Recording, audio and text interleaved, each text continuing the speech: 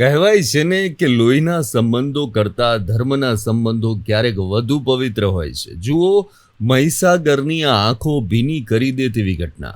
મહીસાગરના વીરપુરથી કોમી એકતાનું એક એવું અનોખું ઉદાહરણ સામે આવ્યું છે ને, જેને જોઈને દરેક ભારતીય ગર્વ અનુભવશે. અહીંના વીરપુરના શેખ ઇકબાલભાઈની દીકરી આસિફાના નિકાહ હતા, પણ આ લગ્નમાં આકર્ષણનું કેન્દ્ર બન્યું મામેરું.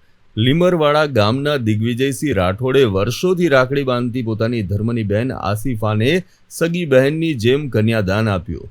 એટલું જ નહીં, લીમરવાડા ગામથી 100થી વધુ લોકો ઢોલ નગારા સાથે મામેરું લઈને વીરપુર પહોંચ્યા હતા. મુસ્લિમ પરિવારે પણ હિન્દુ રીતિ રિવાજ મુજબ આ મામેરાનું ભવ્ય સ્વાગત કર્યું. દિગ્વિજયસિંહે બહેનને સોનાની વીંટી, ચાંદીના છડા અને ઘરવખરીનો તમામ સામાન ભેટ આપ્યો. આ નિકાહમાં બંને સમાજના લોકો મોટી સંખ્યામાં હાજર રહ્યા અને આખા વિસ્તારમાં જાણે ભાઈચારાની સુવાસ ફેલાઈ ગઈ.